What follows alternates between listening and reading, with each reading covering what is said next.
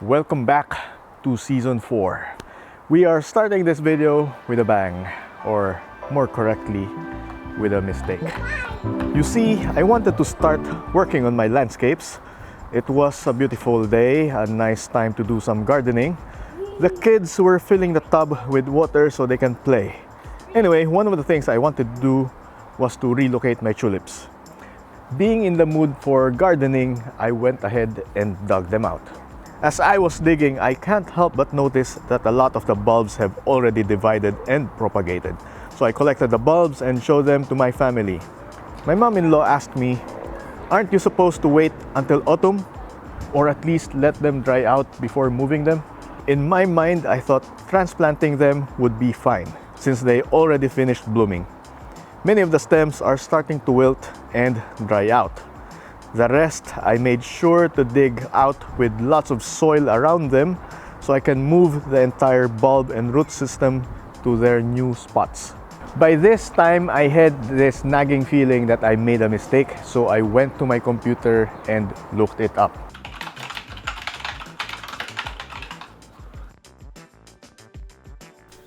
If you must move tulips during the growing season, it's best to wait until the blooms have begun to brown, shrivel, and fall away. They can be stored until planting time in fall, so you have to gently dig them up, removing several inches of dirt, avoid injuring the bulbs, and keep them in a cool, dry place away from heat or frost. Oh man! So, my mom-in-law was more or less right. I should have done this while the bulb was dormant. I screwed up. But hey, I am Chuck.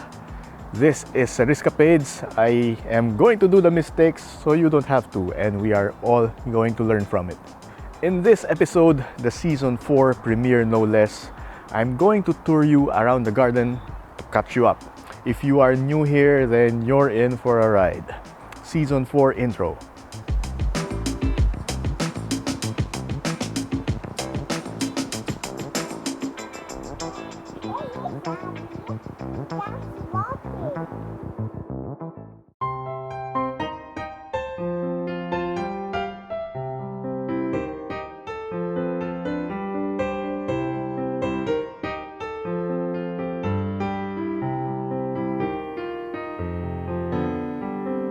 Let's plant. Yeah.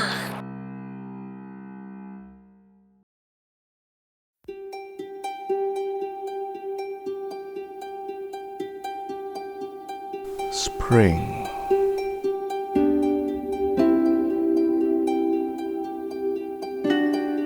A time for recovery. A time for growth. We are greeted by this view every day as we longingly gaze out of the kitchen, waiting for warmer days to come.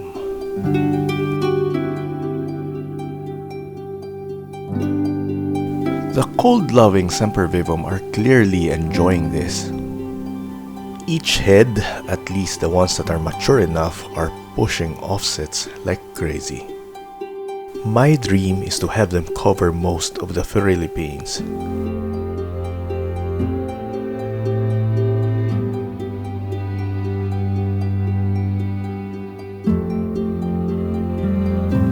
I'm counting on them to grow as much as they can now before summer arrives.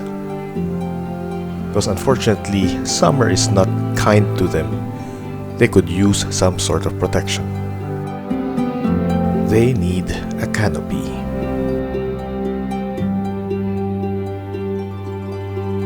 The winter frosts damaged some of my echeveria. The black leaves serve as a reminder of this destruction. I've been removing these damaged leaves as they dried out or rot, and in their place a lot of growth is emerging. For some of them, the damage is extensive, leaving me with stumps, but oddly, leaving others untouched.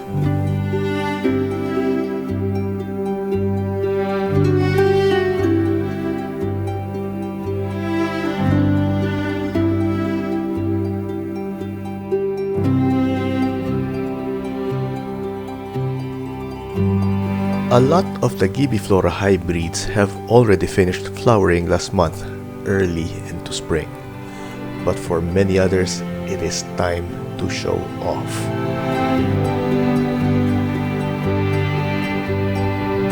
The flowers tend to emerge after a period of dormancy.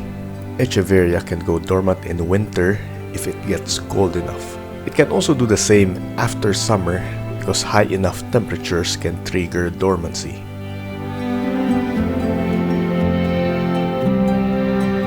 Aeoniums are known for being winter growers. They do most of their growth during the cooler months. They prefer temperatures in the range of 10 to 25 degrees Celsius. Their growth slows down the further you go in both extremes. Aeoniums put out large cone-shaped flower spikes, each spike containing lots of tiny flowers. It is mid-spring here and the temperatures are starting to rise, but sometimes some of them are late bloomers. Aeoniums are monocarpic, which means a head can only flower once in its lifetime. This part confuses a lot of people. They worry that their plants will die.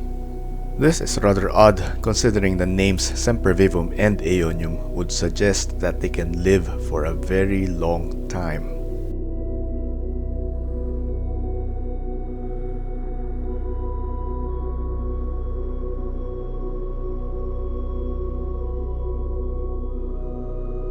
This is an Aeonium that has gone terminal. It is pushing out new growth along the bare branches.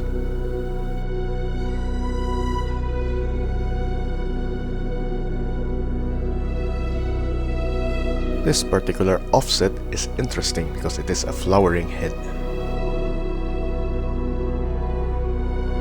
Flowering head will wither and die, but the rest of the plant will live on.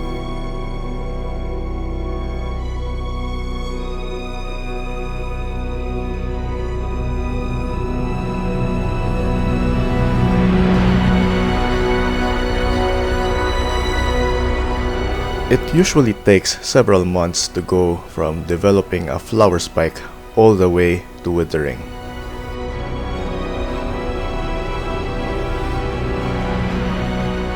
The wither starts from the flowers and slowly moves down the stem.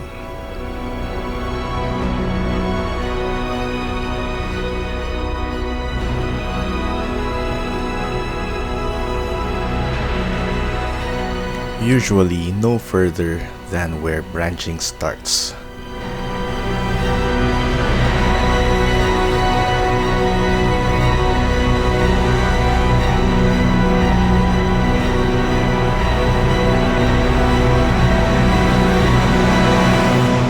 But if you think about it, it's quite simple really. Let's think about a typical flowering plant. Roses.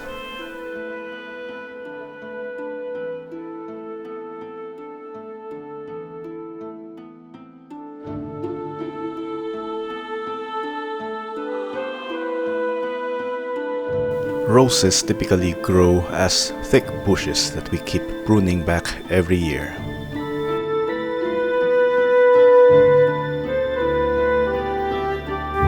When the flowers get spent after being pollinated, they start drying out.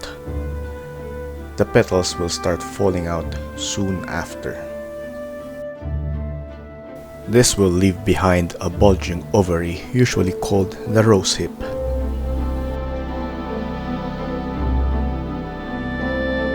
Eventually, the rose hip dries out and the stem wilts, withering down to the next branch.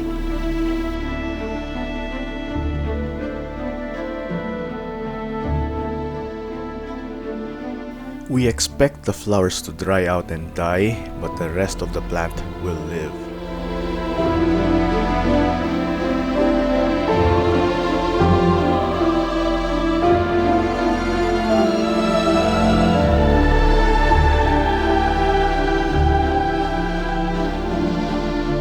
A terminal spike is essentially the same as a beheaded stem.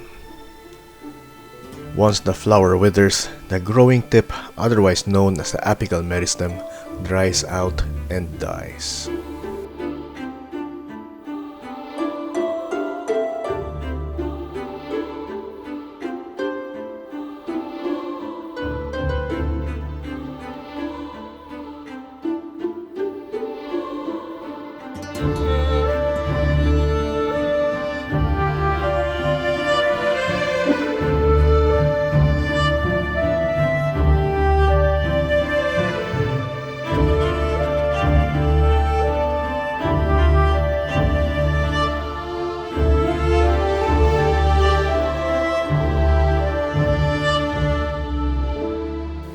Just weeks ago, this used to look like a carpet full of orange flowers.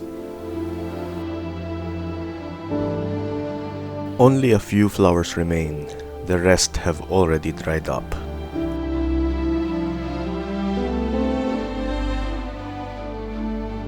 Elsewhere in the garden, other plants have started flowering as well, all of them seemingly working together, synchronized by the passing of the seasons.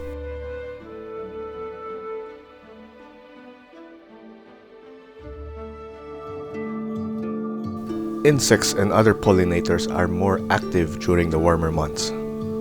Perhaps this is what they are waiting for. In our front garden, we have an assortment of ground cover plants. Together with our roses and pelargoniums, we've got flowers going on for most of the year.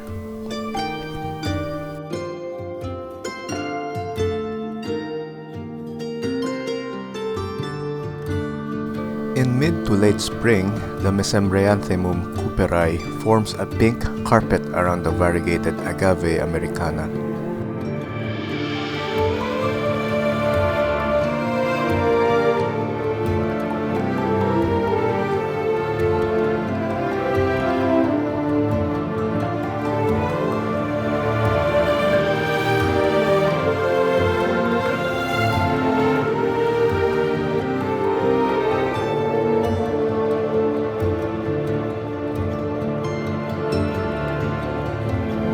This attracts a whole lot of insects.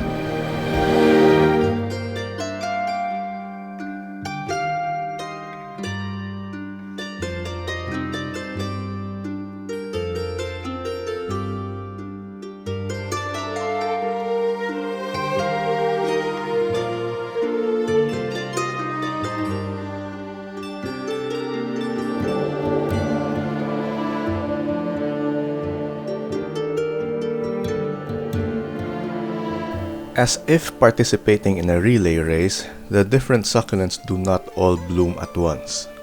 They each take a turn in this great dance. Their flower development is staggered.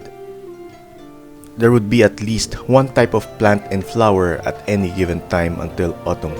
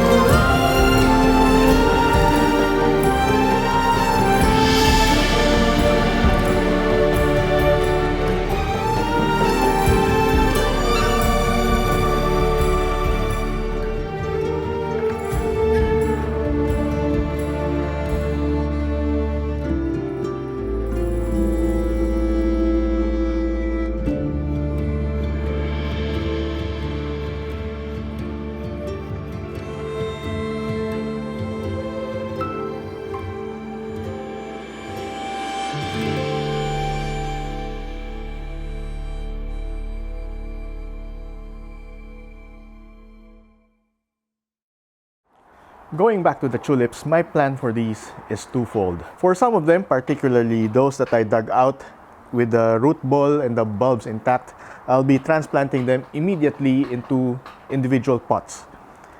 I might have to separate some of these bulbs because they have already propagated and they might be overcrowding and competing for resources inside the tiny pot. As for the rest of them, where they are just individual bulbs, I'll be cleaning them up and storing them in a cool and dry place up until this autumn. That way the bulbs can get back to dormancy and be ready for the next growing season. This is going to be a lot of work, so I'll be doing this off camera and I'll see you in the next episode. Bye.